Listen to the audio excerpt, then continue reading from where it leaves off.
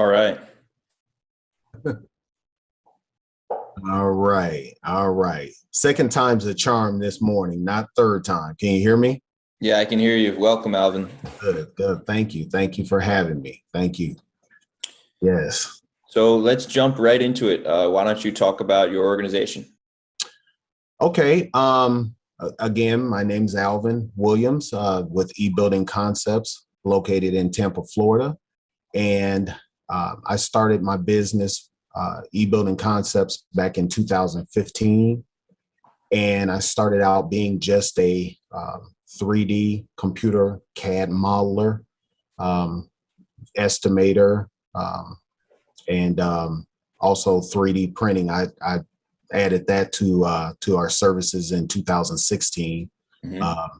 and stumbled across, I guess, 3D printing with houses, or thinking of 3D printing houses in 2018 at the beginning of the year. So I guess we can talk about that later on, but how it came about. But yeah, so 2018, I've been bit with the bug of trying to build 3D printers large enough to 3D print homes with, and just about done with completing my full size prototype, or I should say first version of the machine. So Yeah, let's what was your first entry? You said in 2018 you got interested in construction 3D printing, and that's the construction 3D printing is really the core focus of this channel for the most part. So what okay. was that first impression of the technology for you like, and how did you know you had to pursue this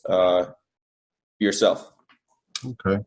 So what it was like, I guess on a much higher level, a spiritual, it hit me with, I was literally modeling up a small tabletop sized model for a project, and with the streets and everything running down it, and just to give people a visual of how this project could look.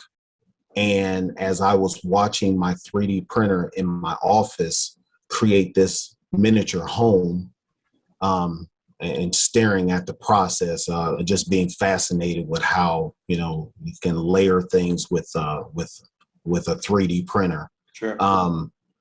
It just came. It hit me. As I was staring at this thing, and literally as this smaller 3D printer was 3D printing a miniature house, it just came up on me. It's like, why couldn't I just work on building a machine like this bigger, and we could have full size homes with this technology? And from that point on, I read, listened to audio tapes, just everything I could get my hands on to better understand the technology, and taught myself coding, and wiring. I've had for years, from training at ITT college, and so I just started working on this, spreading the word, going out doing presentations, and it's just been a labor of love, and ever since then. But yeah, what a earth shattering moment for me to be bitten by such a technology, and that's all I can do is think of how I can bring these machines to life, and one day be a part of this community that's trying to help out with the industry that so desperately needs it. Yeah, that's great. And so you got started. Now you've developed a portion of the printer that you're ultimately trying to build. Exactly. What percent complete is the printer you're currently working on? It is, I would say, right around 20%. The full size version, I don't know if you can, in the pictures that I sent you, but yeah, the control panel, or the brains, I like to call the machine, it's pretty much built, and I'm just at the stage now where I have to get some metal to make the bases of the machine, and start adding things up from there. So I'm saying around about 20%. I would give or take right in there. So how did you finance how far you've come so far? The first 20%, did you take on investors? What was your strategy? Well, at the beginning, I went around and did presentations on the subject, from, roughly about, I think, 1 million cups. I started there in my Tampa Bay area, and St. Petersburg, Florida as well. And I got quite a bit of interest, calls and things like that, but really couldn't land an investor that would help me out with getting this thing going. So starting out again, 2015 in my business, built it up to as fast as I could in 2018. And I basically, again, like I said, got bit with the bug of building these machines, and dumped basically everything I had into the building of these machines. It might not have been the wisest move on someone else's table, but I'm giving it my all, and at the end of the day, I can look at myself and say that I've given it my all, and I've literally given it my all, from savings of the business, personal savings, and just finance this thing from 2018 up until now with no serious investment. But I have gotten donations here lately, from the humanitarian care pack drive that I've started. So, but yeah, that's helping me out, in $20 increments here and there and things like that. But I really appreciate the nature of giving it your all. And there's some things that you can maybe get by with 90% effort or 95% effort, but there's some things you can really only achieve with 100% effort, dedicating 100% of your resources. Absolutely. And that's the only way to get there sometimes.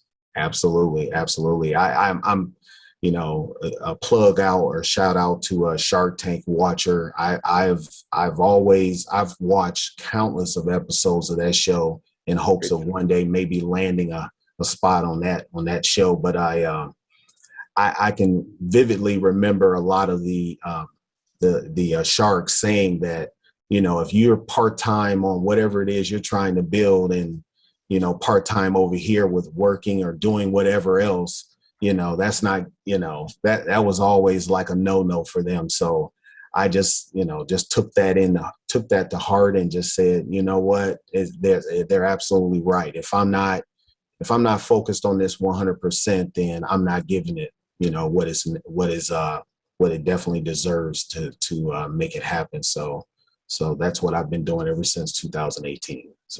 So let's jump to the future a little bit. Let's say you built your printer, you finished testing it, it works the way you expect it to. What's next? Well, just a little bit of the business plan model. The machine is working the way I want it to, and I expect it to.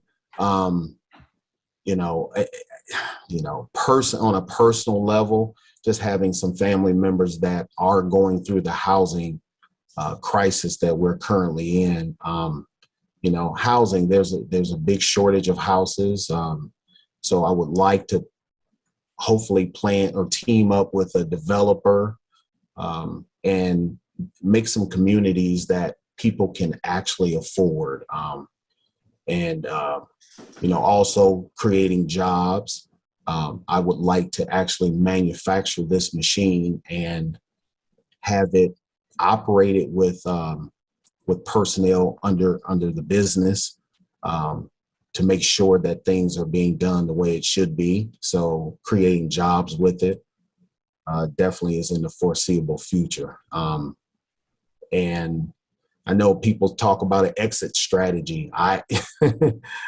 my learning on that word, I thought maybe is like, why am I being asked in the early beginnings of starting a business? I'm like, why am I being asked an exit strategy? And I'm trying to get the business up and running. So I don't know. I'll take this thing as far as I possibly can until I guess age catches up with me and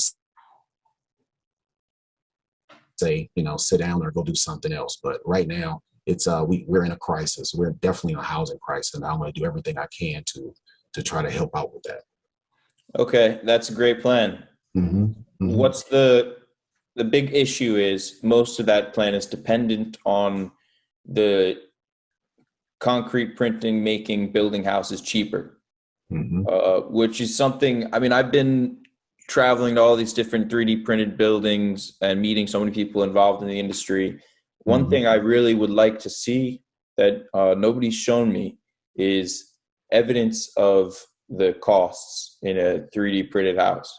And people who have told me straight up what the prices were, the closest I could get to a real straight up answer was 20 to 40% more expensive than traditional construction. And that's because there's a big learning curve in the initial projects.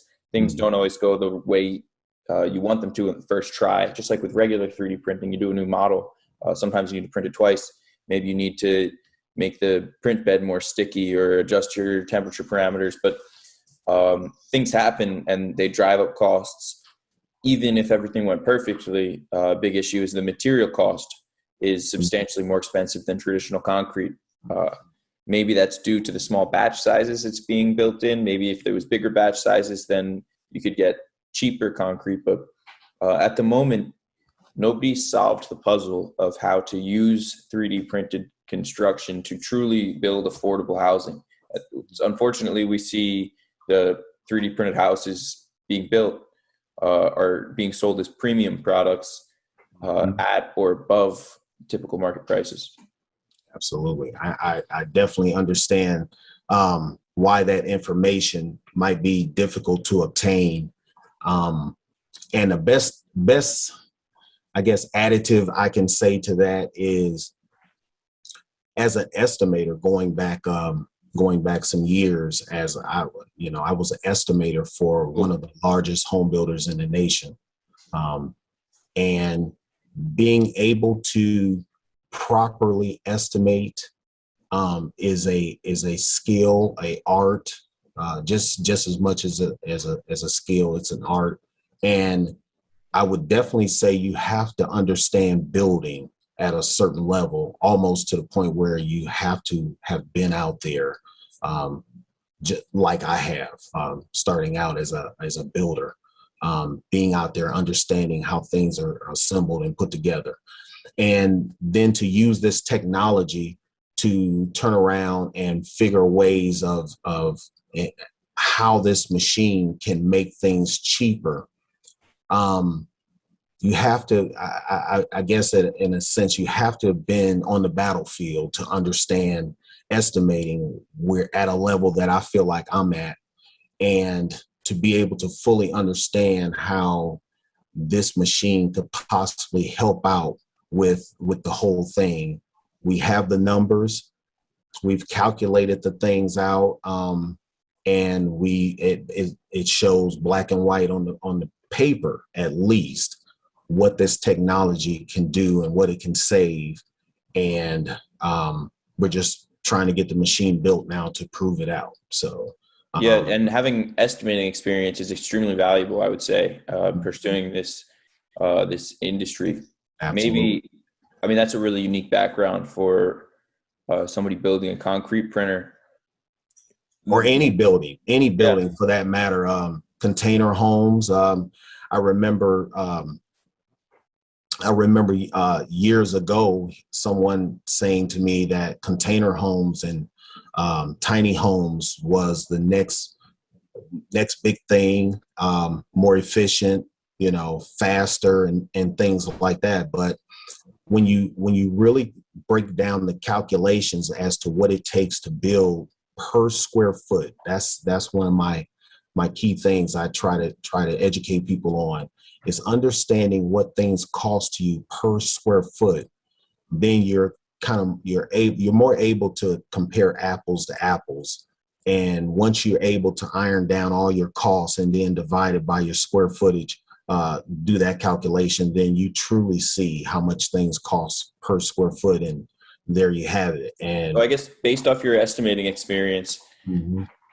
I mean, you said you did the numbers for the concrete printing on paper and it worked out, but how often when you're doing estimating does the actual as built differ from the initial estimation? Construction costs are known for inflating and going 20, 30, 100% over budget. Absolutely. So what's been your experience with that as an estimator? Well, of course, an estimate is just that. It's an estimate. I really I feel like I missed the ball if my estimate happens to come anywhere beyond 25% at the most. I really try to make sure that I see the entire process through, and modeling and computer modeling. I would say without a doubt, um, since 2004, I believe I placed my hands on my first 3D computer modeling program. So when you're able to see things in 3D, in 3 dimensions, it's a lot easier to understand what you need to add to the cost, and what's not necessary or whatever. And 3D modeling, my background with that has been, one of the most valuable things I can say I've had happen to me, and learning that. So, but yeah, 25%. If ever one of my projects go over budget, things can happen. I do understand, and I'm not perfect. Definitely not claiming to be perfect, but definitely 25% is the most. And 3D printing, I'm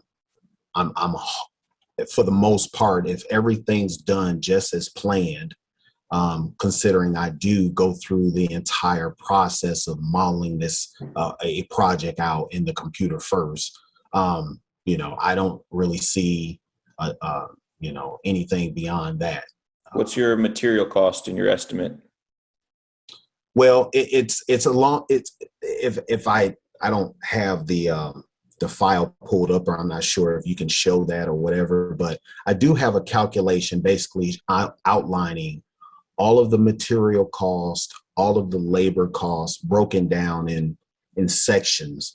I do know a lot of people might have said to me that, like you said, what kind of cost are we looking at? So I'm not sure if you wanted to add that into the screen in some way, and as you present the podcast. But there's a modeling software that we use, for example, that basically outlines how material cost is broken down for like 10 different sections of a building or a typical house. It breaks down the material costs and the labor, and it shows how much of that entire process will be handled by the 3D printer. Yeah, So, I would be very curious to know what what your cost per ton that you plugged into that system is. mhm, A small house could be 80 tons of concrete.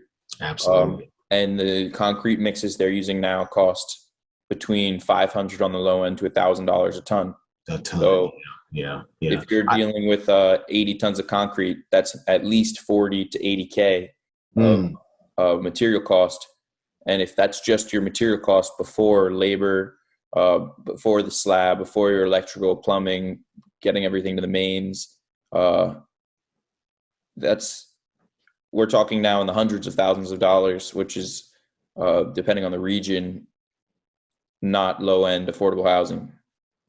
Yes. And then too, like I said, as long as if everything in a perfect world, if the machine runs perfectly, no added waste of material, because I do notice a lot of other machines out there go through quite a bit of waste just to start the process of the printing. And you know, that's one area where our design does not have to prime itself, so to speak, to get things going so much as, you know, what I've been seeing. Then yes, and you're absolutely right. The cost, a little more expensive for the concrete. But again, when you start weighing in the other items of for a particular model that I'm speaking about, there are things that aren't necessarily necessary to have, like for example, the covering of the walls with drywall. So with that being said, I look at that entire process of you're basically putting a wall into place and you're attaching another wall to it. And if you're talking about a wall that's going to be seen on both sides, so you're building a wall with a either traditional construction or a 3D printer, and then you turn around and place two walls on either side of it. So you've basically done a 3-step process just to have a one outcome of a wall. So Yeah, I definitely see the value of that. But yeah, those are some of the lowest paid subcontractors. I'm So sorry. those are some of the lowest paid subcontractors, the carpenter guys, the guys do the sheetrocking. Uh, Yeah. Everything's more expensive. The roof's more expensive than that. The windows are more expensive than that. Mhm. The only thing cheaper maybe is the flooring, but the electrical, the plumbing, I mean, those are costs that far overpower just sheetrock, right? Yeah, yeah. Well, yeah, absolutely. You're correct on the unfortunate. I will say being you know, I started out years ago as a carpenter. Hmm. I never could understand why a carpenter's pay was so low on the scale for as opposed to other trades, undeservingly, because what a carpenter has to, or what a carpenter should be able to do compared to the other trades.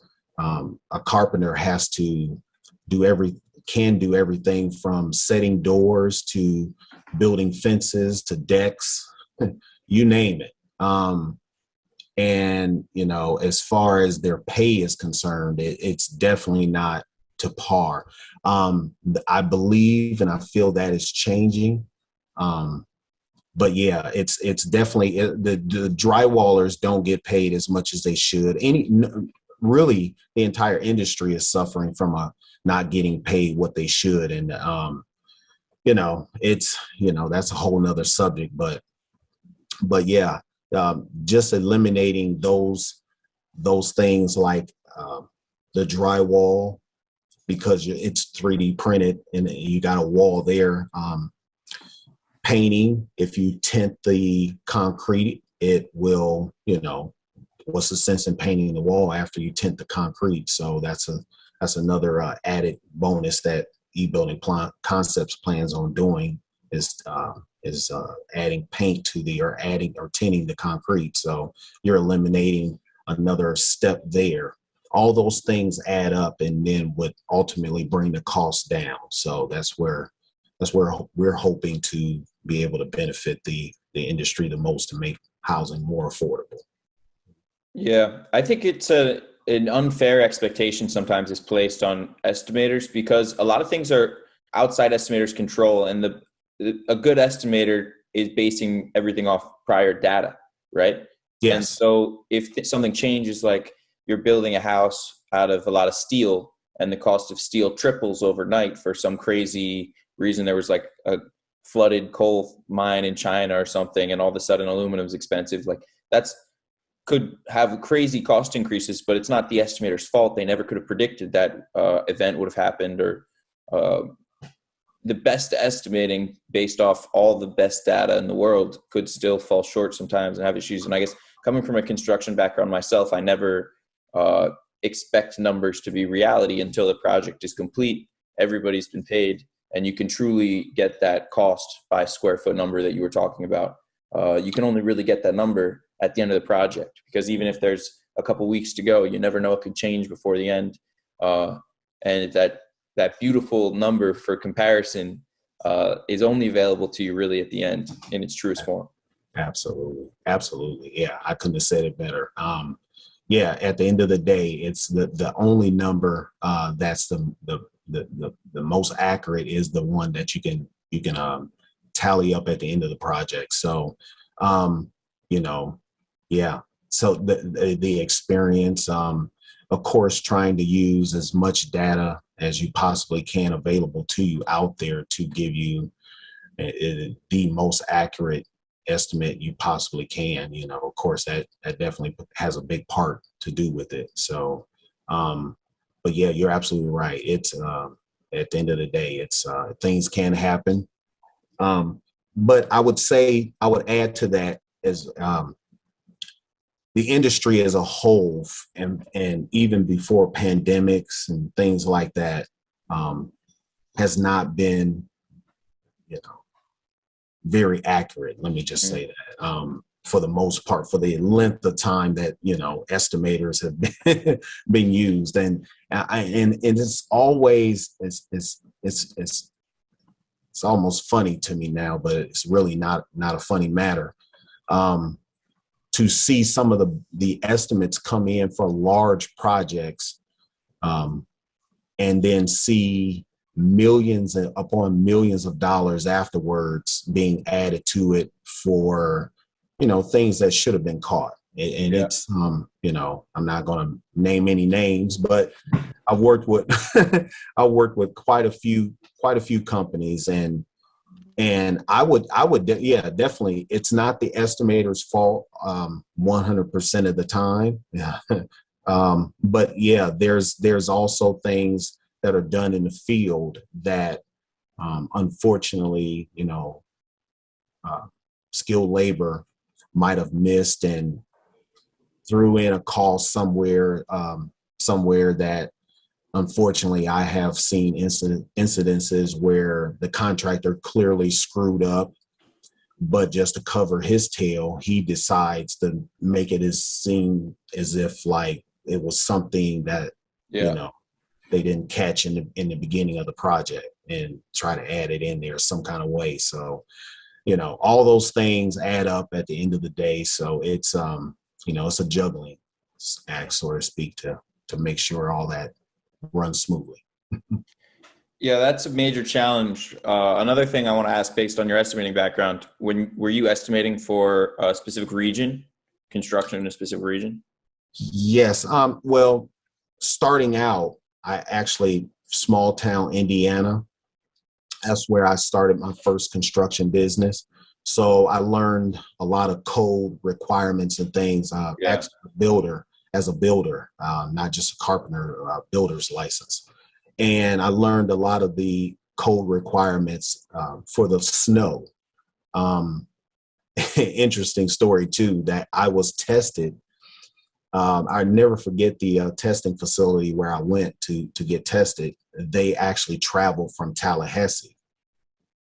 And so I, of course, had a conversation with them about one day possibly moving my operation to Florida. Lo and behold, I get down here and thinking my license might reciprocate down here to Florida. They had said, no, you're going to have to take the test all over again. Building in Indiana is not the same as building in Florida.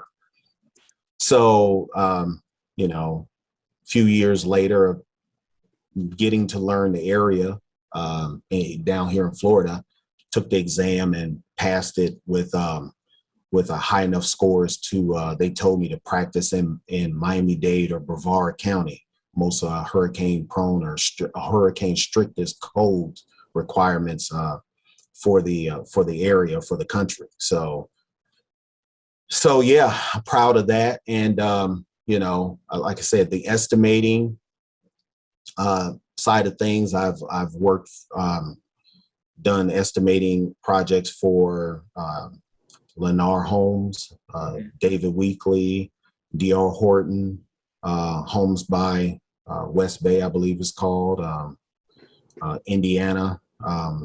Worked with quite a few builders up there years ago, 20 years ago almost. I've been down here in Tampa, Florida. So yeah, it's quite a resume, I guess I should can say. Yeah, definitely got the experience with estimating. Yeah, it's a great perspective to see the master the code in one region and then go transplant somewhere completely new Mm-hmm. with a different code. I think Mm-hmm. the code and how separated the code is in every region, even sometimes by city, the code can differ. So how Yeah. can an industry meant to be scalable, like 3D printed construction, Mm-hmm. adjust to an existing environment where every municipality has unique different code? So the beauty of printing, copy paste. You build it in California, you can print the same building in New York. It's the same file. You can just email it over and print out the house. But when the code is so different, can you really realize that benefit?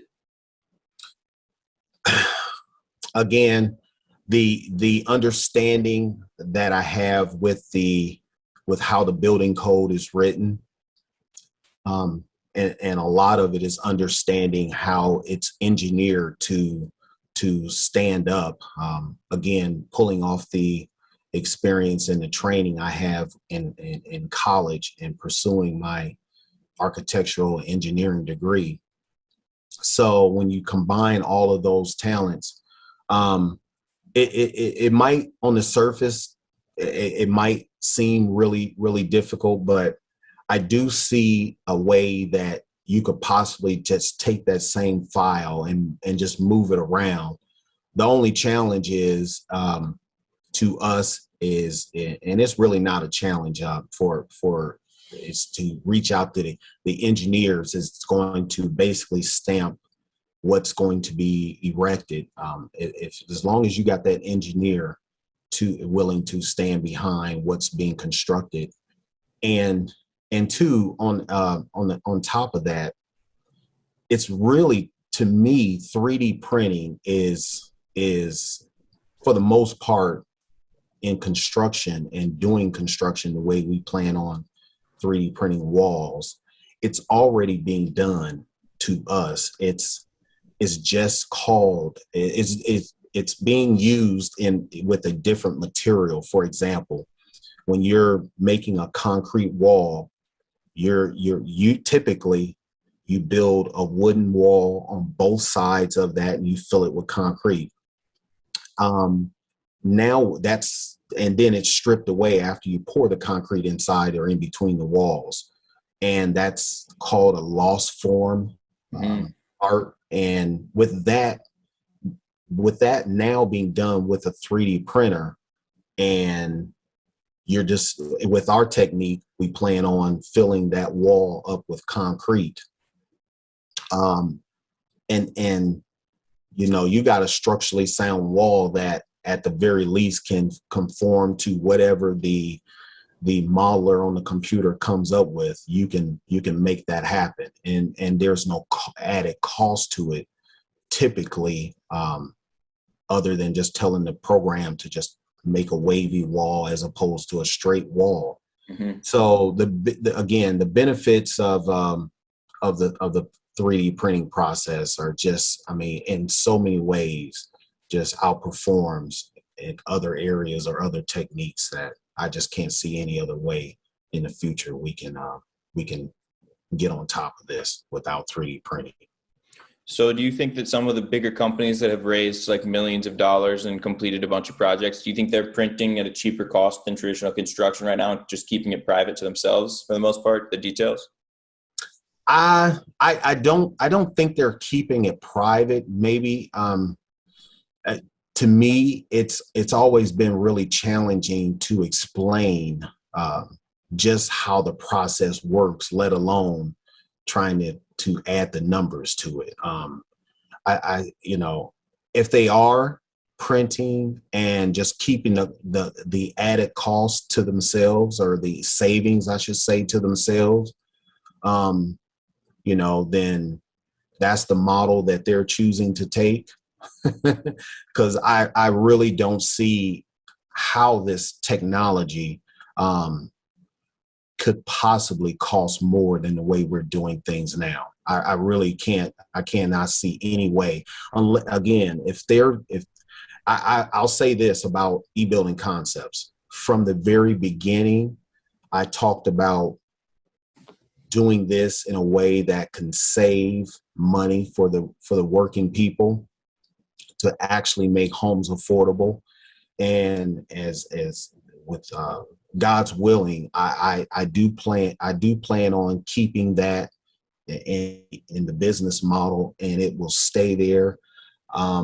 Some of my competitors, I'm not going to say any names, but started out that route, and it was interesting to see a set of homes or see a home come on the market that, again, if you go back to that square footage cost, I plugged in the numbers, and I was just absolutely blown away with the cost per square footage. That I couldn't believe how it started out talking about helping out with the housing crisis, and then turned out being something else that, again, plugging that calculation in there, it just didn't add up to me. It didn't make sense to me. So our area that we're in, we're at about 100.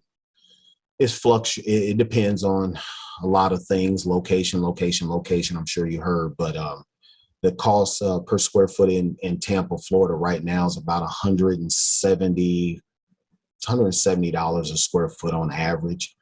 And it depends on who you ask, but we're trying to definitely keep that around maybe about 110, 120-ish, somewhere around there.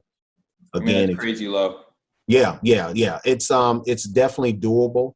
And of course, materials going up right now at such a fast pace that we actually started out in 2018 with the expectations of looking at $75 a square foot, somewhere in that range. But again, just looking at how things have escalated here recently, it's unfortunately, material costs affects everything. My biggest fear would be that you calculated concrete cost to just be the regular concrete cost of like $100 a ton or something like that, when it's really 4 or 5 times more than that. Absolutely, yeah. You hit it right on the head. There's that was one of the questions that came up early on. How does the concrete stand up, or is this just traditional concrete? Absolutely not. There's 8 with us. It's 8 different additives that we vary to in different proportions to come up with our mix. Wow, so you have that was already.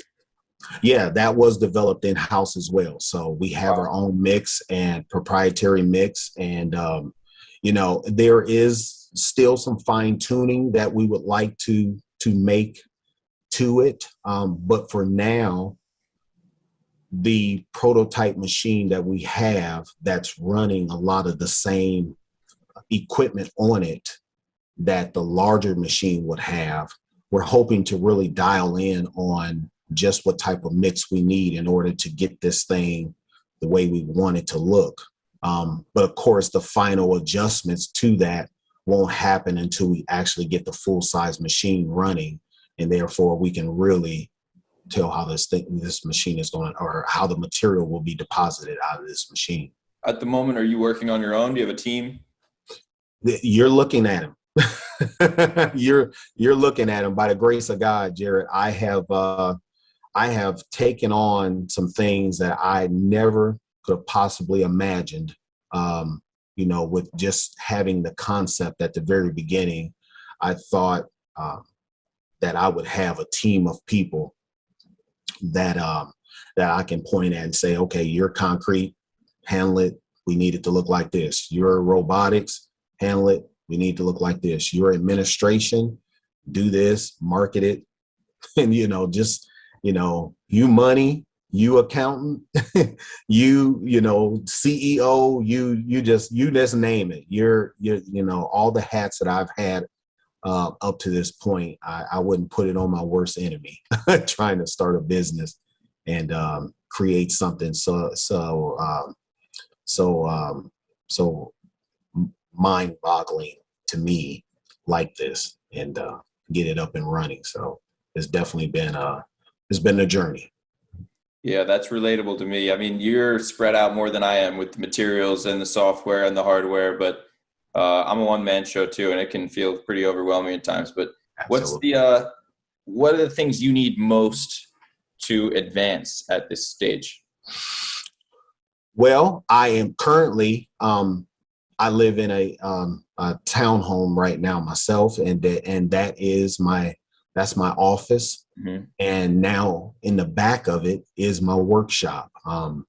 So of course the printer is being built behind my home, and it's limited to the size of my property that I'm on. So it's that's definitely been one thing that I wish I had was more space, and therefore I could go ahead and start assembling the full size version of the machine, capable of spanning. Well, right now we got a design home already mocked up in the computer, Sure. and it would need a span of 40 feet. So with that design, I unfortunately I can't build that span of a machine in my backyard. Unfortunately, my backyard isn't even that wide. So I would love to have a shop. That's one reason why I'm hoping and praying that some ideas, maybe from investments and things like investors, could help me get this shop that I need. But for now, the printer that I'm assembling in my backyard is unfortunately only has a print space of 8 feet by 5 feet. So you're talking about 40 square feet. But what I want to try to make that space look like, or what I want to build on it, is a hurricane bunker, so to speak, that I come up with that can demonstrate how this technology can erect a small structure and hopefully get a lot of calculations from that to show how this can just be scaled and of course do a larger structure. Yeah, I actually know a guy in Tampa, Florida, that's looking to get involved with this technology. I think he has a lot of people email me and say they have land that they want to have a home printed on, but nobody has the printers, nobody has access. Maybe I can find one of these people who's emailed me that has land who would let you just like maybe you can build the printer in the full size on their land or something like that, and then they can be one of your early customers to print a house. Or I don't know if there's some kind of, but I'll try to connect you with one of those. Be interesting to see if anything could come out of it.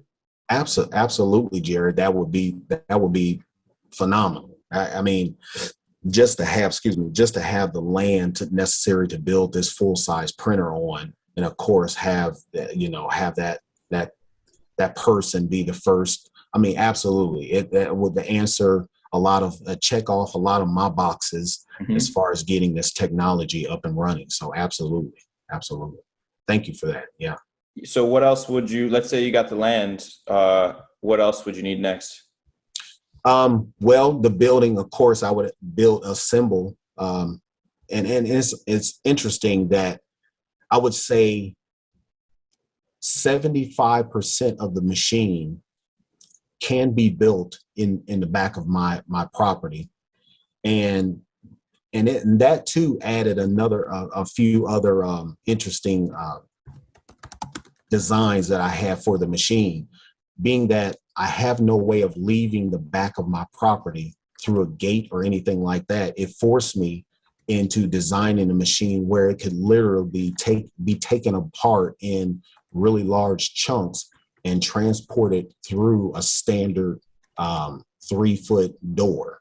So literally, this machine can be broken down in big chunks, and therefore it forced me to figure out, again, how to set the machine up, the most efficient way of setting it up, and hopefully not have a lot of people or a team of people to erect the machine. So I'm constantly thinking of ways of trying to do this with a one man band, but obviously I'm going to definitely need more help than that. But it definitely forced me into thinking of ways of, like I said, having a more portable design, and again getting the space 75% of the machine can be built in my backyard. With the remaining beam, if you have the picture of the full size machine spanning over the house, that beam has to be 42 feet. And so to have the space necessary to assemble that beam, that's again, this getting the space and the land would definitely, right now, in the investment of finishing out the machine, from supporters and investors, that would definitely speed things up. So definitely. What about you need some coworkers to help you operate the machine? Absolutely. It was interesting. Apis Corps, if I can say their name. Yeah, sure. You tell me what you want.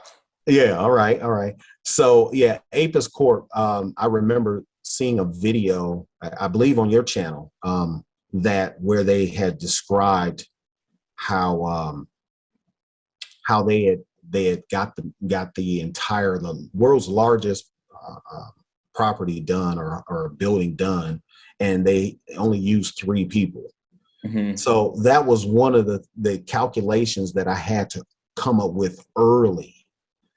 And I'd never heard anyone talk about the numbers of how many people would take to operate the machine until I actually heard it from Apis Corp's video. Yeah, that's accurate. It usually takes 3. Yeah. Well, and I would say at the bare minimum, even with our design, you need at least 3 people. I would really feel comfortable with everything being done like it should. When you talk about the people that's placing the metal rods in between the layers and things like that, I'm thinking 5, maybe 5 people, but still, when you factor in 5 people replacing all of the people that would be in the other trades just to erect the walls, and the time that it takes, and it's just, the things just start adding up to, the numbers just look so good. So yeah, it was really interesting to see Apis Corp. That's when I really, I guess, knew I was headed in the right direction, so to speak, with my estimates. When I heard Apis Corp mention 3 people, I said, yeah, I knew it was about 3, maybe 5 to really feel comfortable. And of course, Icon mentioned it. So yeah, if everything is running smoothly, and congrats to Cobot as well down here in Florida. I really hoped and prayed that I was going to be the first one here in Florida to do this. And Cobot, whoever contracted them down in North Miami. Printed Farms. Yeah. Cobot Printer, and they're operating down there now. Yeah. So my hat's off to them. I do hope and pray that no one does anything really, really screwy with this technology early on, because I know it would be another challenge to, figure out, like, why did it screw up for them? Because obviously everybody's going to ding the entire industry if it does. So that'd be the worst thing that could happen. Some engineer signs off on something they shouldn't have, a building collapses, somebody gets injured, nobody ever trusts a 3D printed house again. I mean, absolutely. That's why everybody needs to be so careful, especially in new regions where there's new circumstances, whether it be flooding in Florida or earthquakes in California. Absolutely. And also maybe in some circumstances you don't want to copy and paste, because if you're building in Idaho, you don't need the earthquake strength that you need in California. So maybe you can get away with using less material, saving some money, being more environmentally friendly. Absolutely.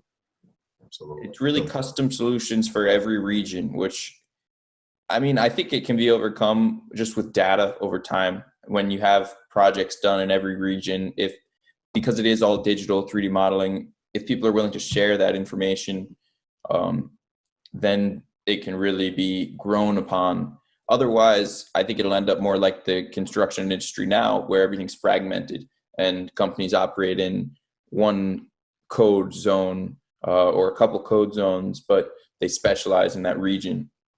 Yeah, absolutely. It's and I will, it's not to come with a one size fit all design that you can go to any place in the country. I really can't see that unless you just figured out what the most stringent code area was in the entire country, and then just built everyone's structure to that code. That may work, but again, a lot of the structural reinforcement that would be necessary in California in earthquake zones isn't necessary, and a waste of, at the end of the day, waste of the money. So, but yeah, that if we could come up with a one size and we literally can print something to where it doesn't matter where it's printed, and can you imagine the savings of that? But for now, you're definitely going to have more steel in whatever it is that you're using, and that can change too. I can see a possibility where other materials are run through our machine that would take the place of the concrete and the steel, so to speak. And therefore you got, a possibility of having something printed no matter where you go. So. Yeah, I agree. There's a lot of room for improvement in the materials sector, and that's something that could instantly make a lot of these printers more productive overnight. I mean, if a new material came out that was cost effective, everybody could use that. Absolutely. And then it's just programming the machine to follow a pattern. Again, like I said, the different codes or the different areas, I can't see anybody just, at this point, saying that no matter where this print is being placed, it can pass. The too many engineers or too many people that's on the engineering side. I don't think they would argue seriously about that. What was getting to the point you are now, 20% done building kind of the brains of the system? What were some of the biggest challenges, like the most frustrating points that you had to overcome? Well, early on in the design, I remember trying to figure out just what the printer was going to look like. I remember, the printer we used in our office was considered like a gantry crane type of system. I've seen the one-arm systems now, like Apis Corp, and I've seen the robotic arm, similar to that. And this other type of system that seems like I can't think of the name of it, but it's on like a cabling system that moves around. I've seen quite a few interesting 3D printers, and I remember early on I wanted to have a gantry system. I thought the gantry system would be best suited to benefit from, being that we thought that if it had a track system on it, then not only could we focus on just a single house, but if these tracks were laid down, the machine could literally go down the street and 3D print an entire block of homes. And I really thought it was a lot of benefits to having that gantry type of system, and then engineering how it could work.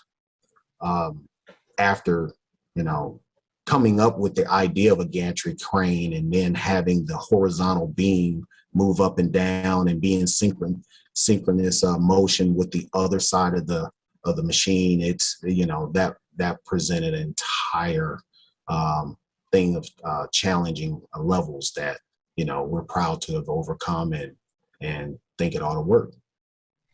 Yeah, I can tell you're very passionate about the housing issue, and not just trying to build a company that can print homes, but a company that can print homes at an affordable level, and can start to challenge some of the housing issues that the country's been having.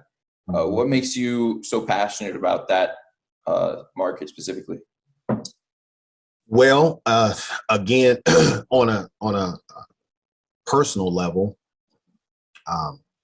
in 2003, I moved to Tampa, Florida, and living here for almost 20 years, I found myself homeless on 2 separate occasions.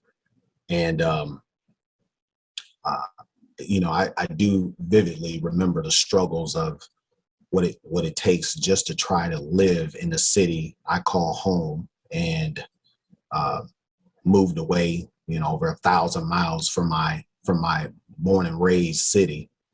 Um, I was passionate, but I was really frustrated also that how hard it felt like you had to work just to keep a roof over your head, alone, let alone other things. And just having those moments happen to me, and being able to bring it full circle, so to speak, to give back in a way. I couldn't think of a better story to be blessed with, and you know, wouldn't change it for the world. As difficult as it is to being homeless. I mean, it's what I had to go through, and it's what God led me through to begin with, and now be blessed enough to sit here and talk about designing a machine that would literally create a home, I guess, so to speak.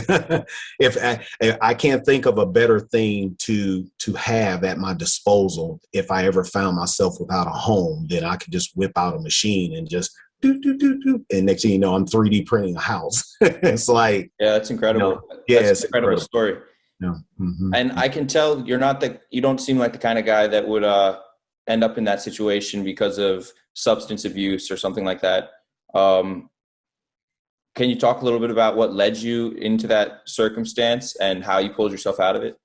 Absolutely, absolutely. Yeah, no, it wasn't a substance abuse for me.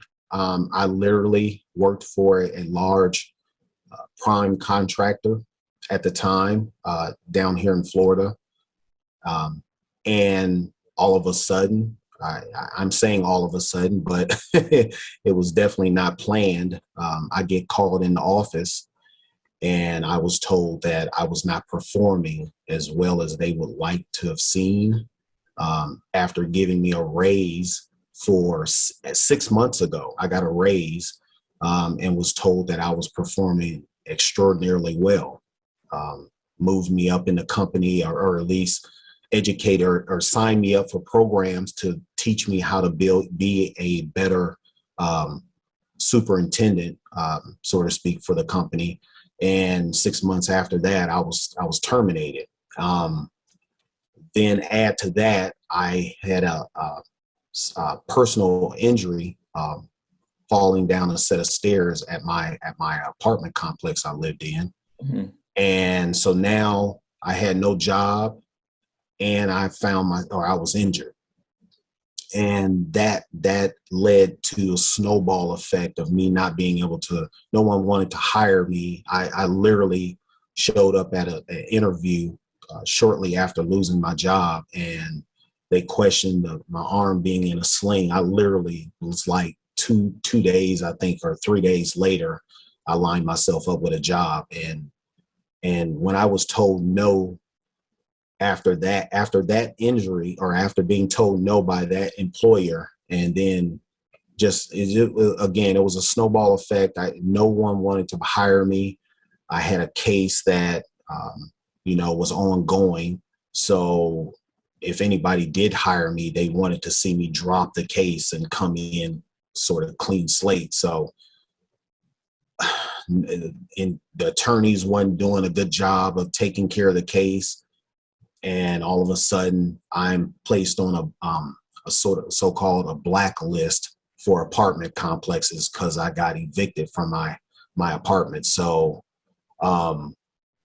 and so that just snowballed into me not finding another place. And it's a situation where a bunch of bad things happened at once, kind of unrelated, and just a perfect storm. Yes, absolutely. So that was the first incident. And I pulled myself out of that one. I did the way I had my life arranged at that time, taking advantage of a storage unit for all of my personal items. and sleeping in my car. I was able to pull myself out of that, and found a place to live, and landed a good job. But I was out there for at least 7, maybe 8 months, of getting back on my feet. And then another incident happened where I went through a really, really bad divorce, few years later. So again, I found myself out in the street, and actually I was putting myself through college at that time. And one of my math professors had asked me about a grade that I turned in that was unusual, because I really pride myself on math. And she had questioned one of the papers I had turned in wasn't usual for her. And so I opened up to her and let her know that I was living in my car at that time. And by the end of the day, she had an appointment set up for me to talk with somebody at one of our local homeless shelters here in Clearwater. Well, it was over in Clearwater, Florida at the time I was staying. So I ended up, going into that homeless shelter, and they helped me tremendously get back on my feet a lot sooner. And got as far as I could in college, pursuing my degree, and that's a whole nother story. So did not complete going after my architectural and engineering degree. And 2015 started business and e-building concepts, 2021. So. I'm a big believer in you don't need degrees, you need skills. So if you can build a concrete printer, you can figure out the software. That's worth so much more than a piece of paper. Absolutely. I mean, I would love to go back to some of my teachers now and let them know just what it is that I'm working on, and just see if they just see the look on their face and like, I would have never imagined, You give them a few years, they'll see it on the news, maybe. I'm sorry? You give them a few years, maybe they'll see it on the news. I do plan on hopefully making them proud, because I'm sure some of them along the way just probably had their ideas of where I was going to end up, and here I am doing something as monumental as this. So. Yeah, that's awesome. So what's the, if there's a call to action, somebody's watching, is there a place, website, anywhere you have social media accounts you want to send them if they want to keep up with what you're doing? Absolutely. Website is ebuildingconcepts.com, all one word. And call to action, at this stage, again, my humanitarian efforts of creating these care packs that, if they were handed out to me at the time, that I needed the help, I can't imagine being gifted with one of these care packs. So again, having a care pack for every $20 donation, we take a portion of that $20 donation and create these care packs with, it's about 12 items in it: socks, toothbrush, deodorant, soap, a little food to eat and things like that, mask, all kind of things that are included in this. And then a portion of those proceeds goes to actually helping us fund the building of this machine. So that's I'm hoping and praying that the community can extend a hand to help us with this effort as well. If somebody came in and wanted to invest in your company, is that something you're open to, or you're not accepting any investments at this time? Oh, absolutely.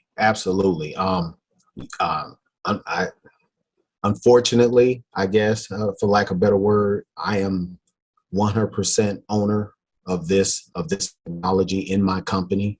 But from the very beginning, I never could have imagined being at the end of this journey and still being 100% or being celebrating this all by myself. There's plenty of room for any ideas or anyone wanting to team up with me, and let's make this happen. Because at the end of the day, the calling for me is to help out with this crisis that we're in, putting people in homes.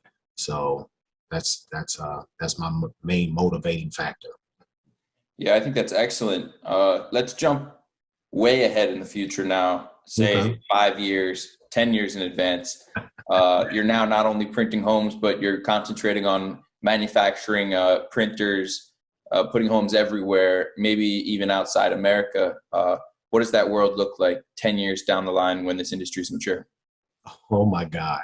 I'm sure it'll be some new challenges that would come up. Of course, I can only imagine technology being able to tackle most of them. Where would we be right now if we didn't have technology? But yeah, I mean, the world, the vision that comes to mind. I actually wanted to, if I ever got some downtime to really create this animation, I really cannot see a world where everything that's needed to be erected, there's not a machine driven up and just 3D printing, not just the walls like we're working on now, but I mean the entire house. I mean, just instant on demand. You just load this particular material in the machine and this thing would just erect as many structures as programmed into it, and we don't have to wait months, years on some projects. I can't see any future without this technology. Something might pop up later that would revolutionize or 3D printing, but I just can't see anything on the horizon. I really can't. Yeah, I agree. Construction automation is inevitable. It's just a matter of like time. And like you're saying, maybe it's the current form. Maybe it's something a little bit different that like we're not expecting yet, but it'll come in the future. But something will change that makes construction the way every other industry has gone, which is a full automation. In that world, the automation, I guess, would allow homes to be built in excess, like the way we produce food, like in excess. Like Americans throw away like 30% of their food or some tremendous amount. Imagine if housing was like that, where we built so many houses, we're not even using a huge portion of the houses we have. In that circumstance, though, I think homelessness is an issue where there's some people where it's a bad situation, and if they have a place where they can rebuild themselves, they have the energy to get that friction and get that traction and move forward. There's some people though who, even with a home, maybe I don't know if that would be the solution. Maybe there. I don't. What do you think about that? Like is there a difference between a person without a home who, with one, would thrive, or somebody who without it, who gets the home and might not thrive anyway? I don't know. Yeah, no. Yeah, I mean, that's that is I think an issue that basically if someone doesn't want to be helped, they don't want to be helped. I mean, no matter if you do provide them with a home, a more affordable home, it's not going to matter. So I think you're going to have that no matter what, we come up with. But at the end of the day, when the everyday average hardworking individual can't afford something that again is so much of a necessity and so basic, again, food, water, and shelter. going back to Maslow's hierarchy. If you take away one of those items, the person's going to deteriorate. So even in homelessness, we still, even if I were laying on a park bench, I'm sheltered with the clothes that I have on, or a piece of cardboard that I place on top of me. And I can't remember seeing a homeless person or someone I perceived as being homeless lying down with just naked. You're not going to see a completely naked person unless you're out on the beach or something like that. But yeah, no, it's we're going to cover ourselves because it's a basic necessity. So but again, even if you're homeless and you don't want a home that's 3D printed, your tent that you erect, your cardboard box that you erect, you're still trying to make a home, so to speak, for yourself. And that is unfortunately a lot of people's reality right now that do have a job, working really hard on that job. And unfortunately, mine was a metal container called a car. I never had to go sleep out on the ground or on a park bench because I always had a car. So, but yeah, you're gonna have some people that no matter what you do, and it could be for various reasons, mental, drug addiction, they're just not going to be able to sustain a home.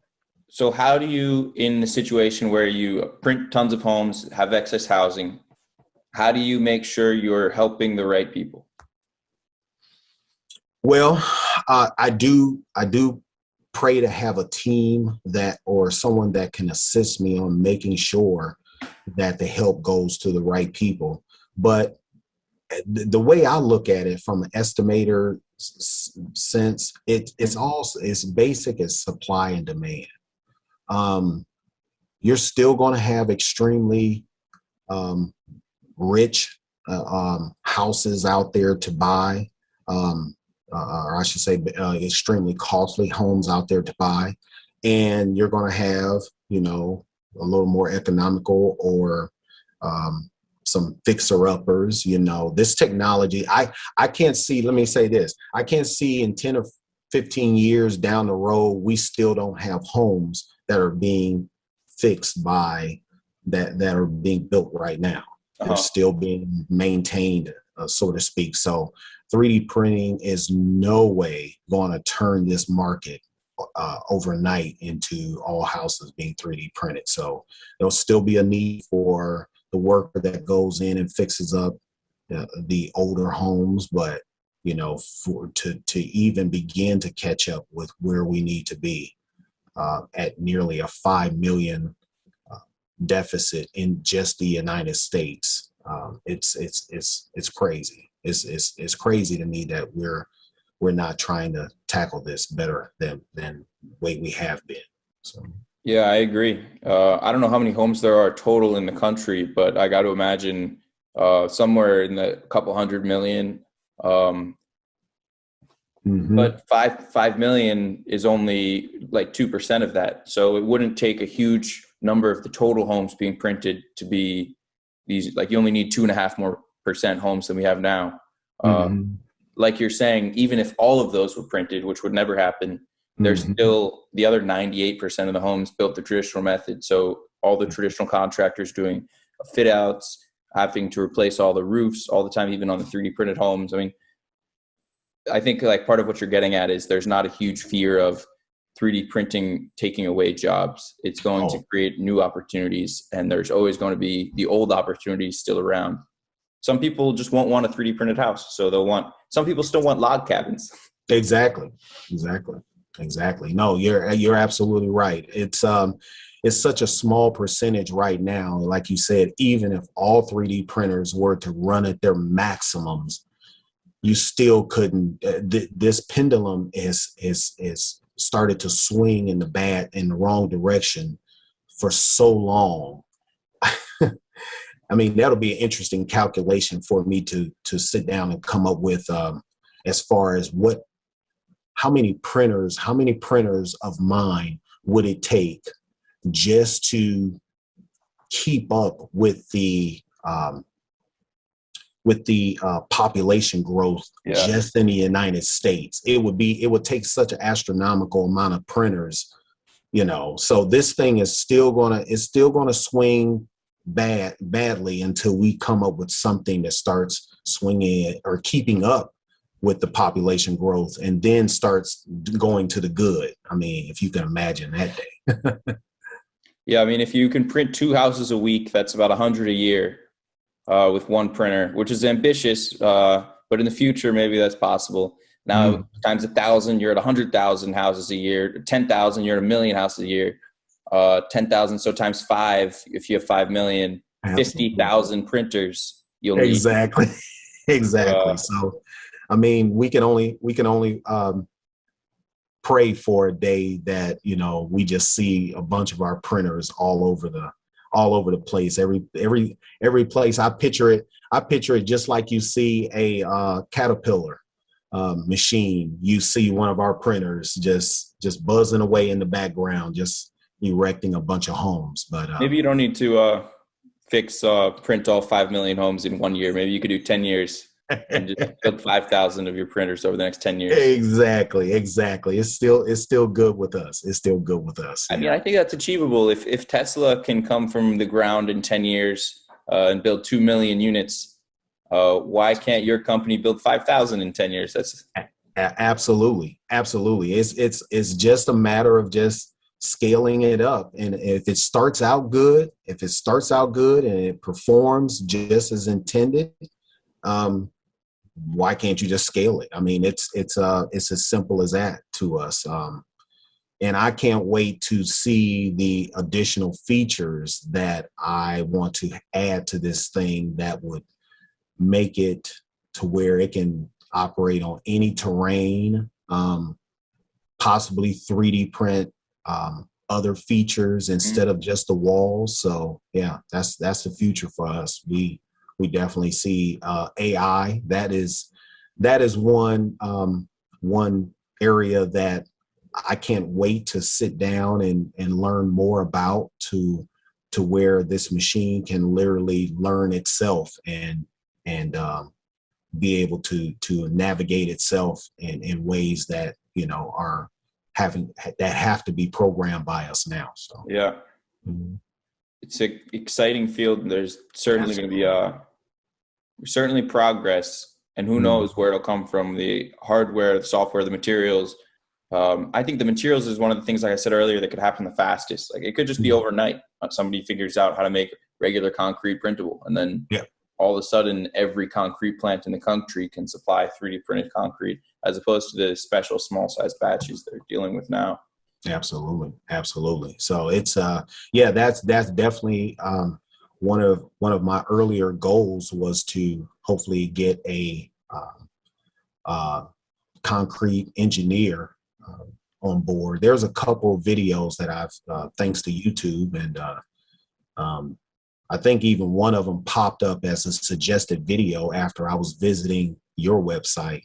But I definitely would love to have a concrete engineer sit on my board or something like that, and assist us in making this material as positive or sustainable as it can possibly be, and at the same time be extrudable through our machine. So yeah, that's definitely someone I would like to have on the team as well.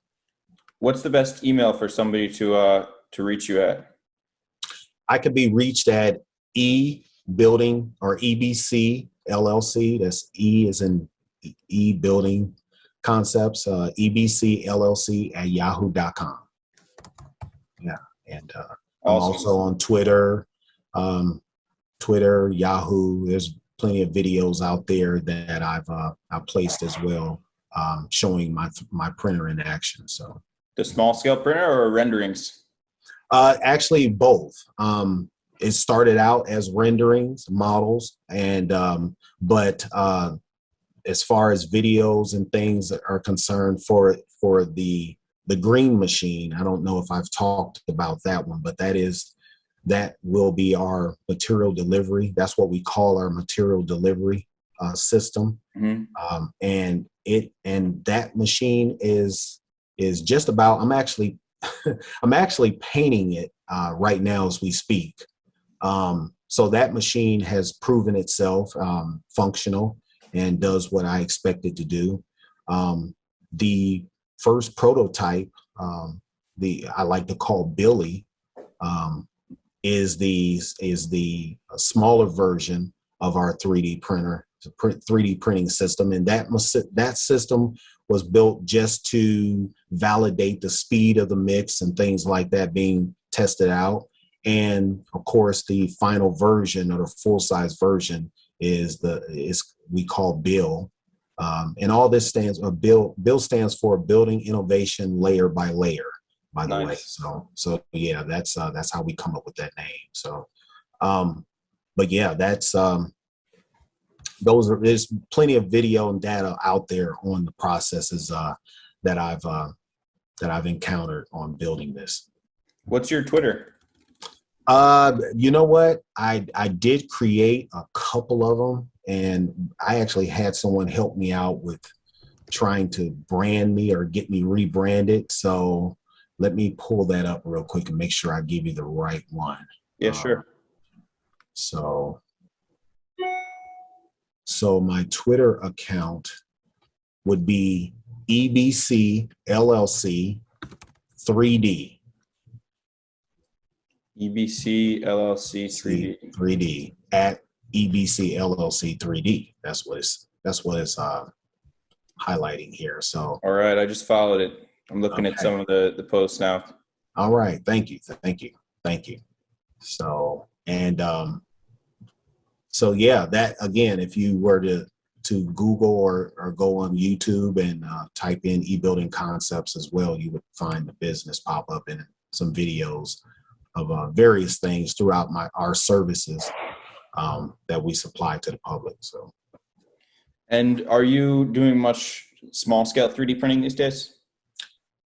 Well, the test, I'll share one interesting one thing that I am working on right now, and it has nothing to do with homes. Sure. But building the smaller scale 3D printer right now, what I'm working on, unfortunately, I had a grandmother that passed away almost a little over a year ago now. And the idea of giving her a nice headstone for her grave was something that hit me with an idea of something to 3D print. So currently I'm working on 3D printing her a headstone that the family let me know that it was okay to utilize or go beyond the traditional block or granite stone headstone, so to speak. So I came up with a really interesting design. So that is something that I'm working on right now with the smaller 3D printer. But keep in mind, I'm also consumed with building the larger 3D printer along with other administrative things. But that's the one project that I'm working on with the smaller printer. That's actually awesome. It's pretty rare that I hear a new idea for something that could be 3D printed. And a headstone, that's the first time I've heard that concept. I don't even remember the last time somebody came up with an idea I hadn't heard an application for printing. But yeah, I think that's great. First of its kind. I'm sure that'll be very special for you. Yeah, absolutely. Yeah, she meant a lot to us, and it just. I hadn't even, I'm not even, at the time, I was still in the middle of finishing out building Billy. And, she had passed away on us. And I just couldn't think of a better way to give show how what she meant for me, and like doing it by way of a 3D printer. I was just really happy to hear the family get behind that. So yeah. It's a fun industry to be in. I mean, I always get the reaction, like when people ask what I do, I tell them I film 3D printing construction projects. Even just filming it, they get so excited, like, oh, that's such a cool thing to be a part of. I'm sure building one, you get an even bigger reaction if people are like amazed that it's something that's part of the world today. Yeah. Yeah. No, I will say it has been challenging and I'm still surprised when I do bring up to some people, asking them if they've heard of a 3D printer, or not just heard of a 3D printer, if they've literally seen it, seen one in action. A lot of people may have heard of a 3D printer, but to actually see it in action is a whole nother thing. And some even tell me about guns. You're talking about that machine you can make a gun with? And I'm like, yeah, you can 3D print a gun with if you want to, but question. Yeah. So it's interesting how it comes about, or people remember hearing about the technology, but again, getting them to see how we're doing nothing but creating a form that later will be filled with whatever you want. If you want to fill it with insulation, or if you want to make a solid concrete wall, or whatever you want to do. I mean, it's up to the modeler on the computer, and taking someone from the beginning to the end. It's almost like I can see sometimes how they just, I get to that point where, like, you lost me way back there. So it's, yeah, again, trying to educate them on how the processes work, and then explain to them how it saves money after you get them to that point. That's a whole nother thing. But at the end of the day, if we could just have faith, it's going to happen. It's being done right now by others, and I commend each one of them that has done this and gotten to the point where they can 3D print before me.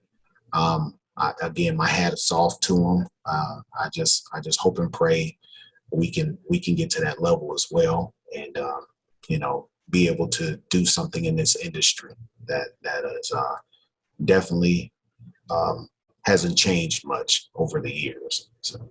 Yeah, absolutely. I mean, maybe your timing will be perfect. The projects that have happened in the past, from what I've seen, have not been more cost effective than traditional construction, but it's approaching that level. So if your timing is just right, you might come in at that point where it's right there, or it's close, as opposed to, I mean, there's a company in California that got involved in this technology 20 years ago, and they've been struggling ever since then, not being able to really get a cash return or be profitable. And they've become very jaded almost, and they almost doubt the whole industry at this point.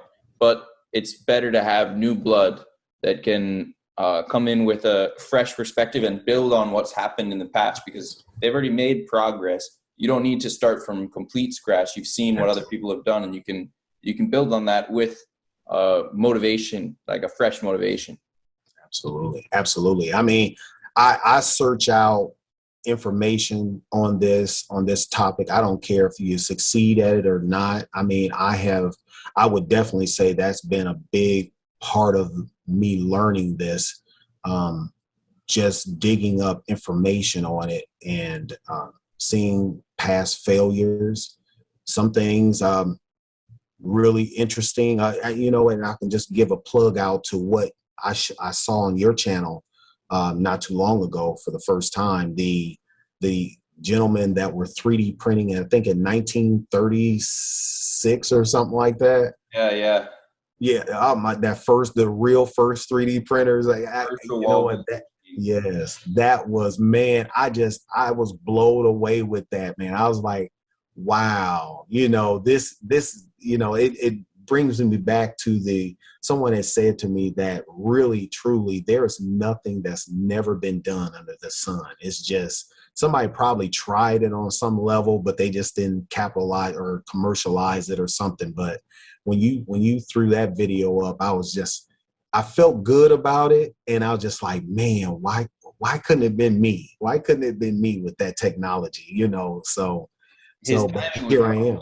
It was too early because they didn't have social media, they didn't have the internet. So I doubt many people even found out that existed. And if Yeah, they did, maybe they didn't believe it because they couldn't see it. He yeah. never got the funding he needed to build it out. But the incredible thing is that company's still around today. They just do food processing instead. Yeah. Yeah. Interesting how that turned for them. I mean, I would, with that technology, I don't see how, you go from that to food, but Yeah.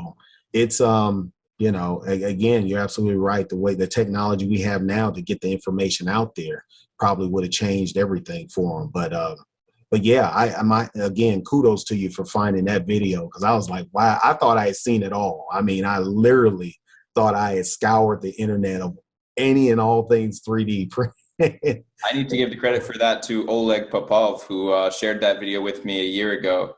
Uh-huh. Yeah. And it was a hidden gem. I mean, I guess the Urschel didn't do very good SEO on the video, so it's not very searchable. It's very, very difficult to find. Uh-huh. I was happy that it was sent to me, and I thought on my channel I'd be able to share it with more people that might enjoy it. So I'm glad that you were able to see it too. Yeah, absolutely. Thank you for sharing that. Thank you. Thank you. Yeah. Yes. So the what's your current like day-to-day uh, list look like, to-do list for step-by-step taking your company forward? Well, it always starts off with reading emails. I get some interesting ones. Mhm. I would only say or add to that as I wish I would get more. It might sound crazy. A lot of people don't like reading emails, but I do wish I had more people to talk to about this. Again, I don't have a lot of things that I can search out, or I remember being told, like, whatever it is you want to do, somebody's out there doing it, and just learn from them. So of course, this isn't technology that's being done at every other corner. So but yeah, just starting out here, just getting things up and running. And today, that it starts out with the emails. Then I basically go over the plans that I had planned on doing the night before, which at the moment right now is trying to get awareness of our humanitarian efforts of creating the care packs, and then combine that with going outside, putting a few more bolts and nuts and holes and painting and everything to make the machine come to life. And then on top of that, classes, accelerator programs. One of the programs I'm in right now, hopefully I will be pitching to some investors after graduating from this 15-week course that I've taken up. So it's been very helpful and challenging to add that to a bunch of other things that you can imagine that go into the day of doing something like this. So. Yeah, very cool. What's that 15-year course all about? Or 15-week course, sorry. 15-week. It basically is, one of local companies or chapters here in Tampa. I'll give a plug out to them. BBBIC stands for Tampa Bay, or I'm sorry, TBBIC, Tampa Bay Black Business Investment Corporation, I believe it is. And they have a 15-week course that basically take you through a gamut of exercises and teaches you on business side of things, of Right. how to grow your business, how to scale it, and things like that. So again, I can't thank them enough for reaching out to me and I applied for it, but they reached out to me and reached back and told and accepted me in their program. So I'll be graduating from that November 10th, actually. Soon. November 10th. So it's right around the corner. So I'm hoping to get up and give the best 3-minute pitch of my life and really get someone's attention and hopefully want to take this journey with us. Yeah, absolutely. I think it's such a powerful idea that if you give a strong presentation at 3 minutes, I mean, it's easy to flesh out an idea over an hour and a half, 2 hours, but in just 3 minutes, sometimes it can be challenging to really get everything across. But if you could do that, I think that'll be a great opportunity for sure. Yeah, absolutely. I'm looking forward to it. Yeah, you said it right. Yeah, 3 minutes. Of course, I can I could probably talk about this until the sun goes down, but again, trying to get it all in the 3 minutes is definitely challenging. Yeah, but I'll do my best. You want to do a practice run of the 3-minute pitch while we're here? Well, to be honest with you, I do. I'm working on memorizing it. And so to answer your question, yeah, absolutely. Yeah, if you don't mind. That'd be great. So again, I'm working on memorizing it, but right now I have it on my screen here where I can read it. So to start off by saying, let me get this where, okay. Hello, my name is Alvin Brian Williams, and I'm the owner of eBuilding Concepts, a company that I started in 2015. I'm seeking to grow my company with a new product line of construction printers that are built large enough to build homes, along with a smaller prototype version that can be used in a lab or educational STEM setting. As a past estimator of one of the nation's largest home builders that brought in over $17 billion last quarter, I have calculated the hard numbers. The real estate market is suffering from a lack of affordable housing units and stems from a combination of issues.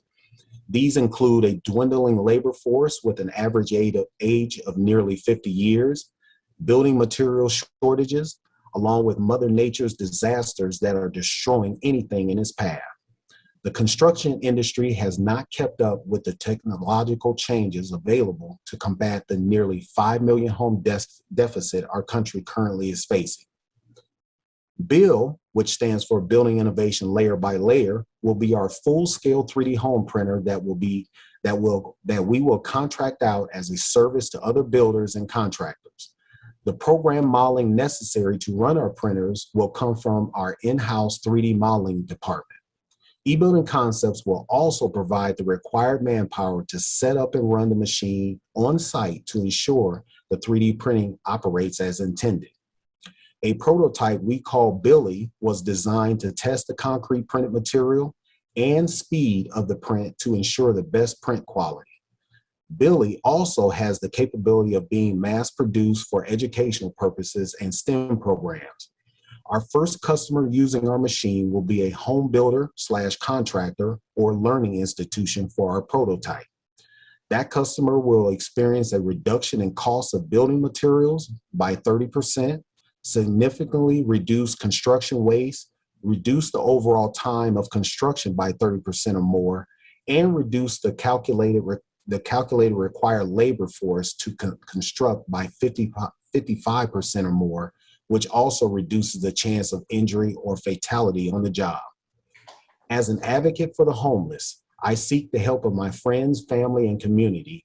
I ask that you help and support our business expansion or any worthy cause you feel being worthy of your efforts to give back. We've started our own humanitarian drive by creating bill care packs that are handed out to various individuals and homeless organizations. We ask that you support eBuilding Concepts with your future design plans. With all charitable donations in increments of $20 or more, we'll create a care pack filled with various items like socks, masks, toothbrush, food, water, soap, etc. We will hand these out to one of our local community shelters and various individuals we see in need of your help. Will you help us?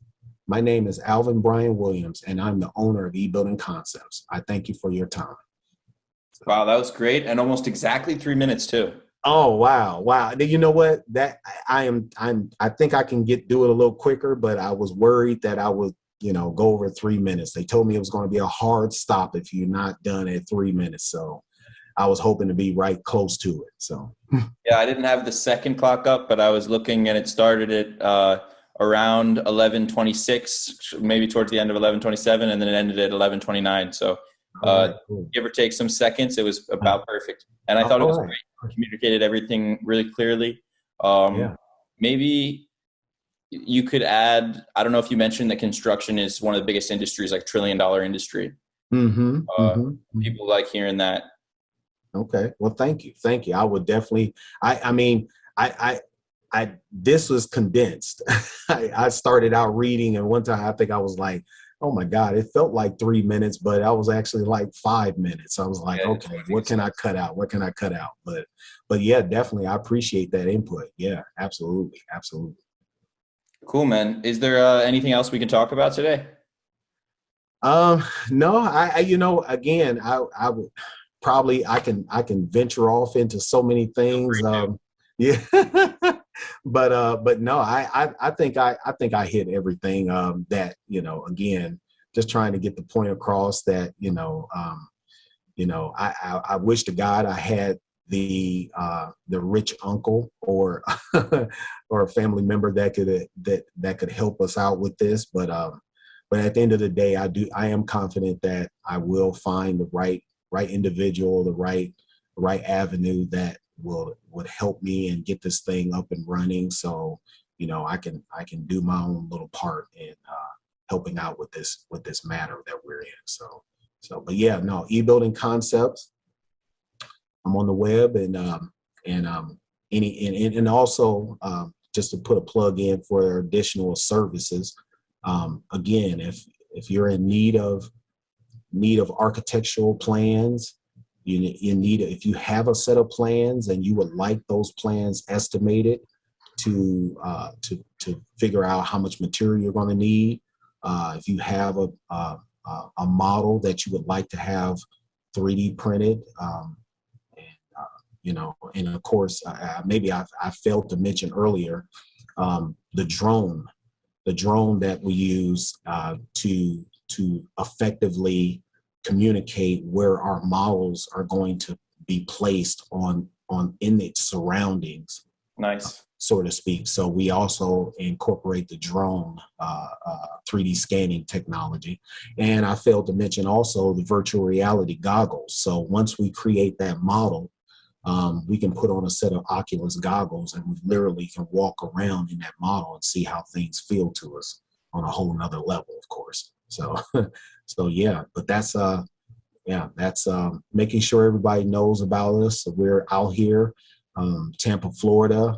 Hopefully, pray to God, we're a part of being the first 3D printer in Tampa, Florida. But if not, at the end of the day, we still hope to get ours up and running so we can do our part.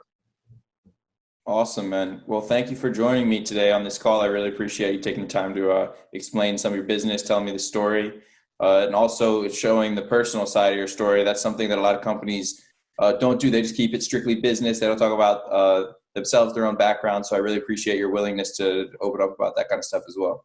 Oh, absolutely, Jared. I thank you for taking the time and reaching out and allowing me to be on your channel as well. So yeah, anything to keep up the good work. I love it. Again, it's not being done that much across the world. So, and you definitely opened my eyes up to other ideas and being able to show other places that's also doing this. Unfortunately, we could just only get the United States up, get our area up and running and catching up with the rest of the world. That's how I feel, at least. So yeah. Yeah, cool, man. Well, thanks again, and hopefully we some people see this and maybe fill up your email inbox a little bit too. All right. All right. Well, thank you. Thank you again. All right, later on, man. You have a good All day. right. Yeah, you too. Take care, Jared.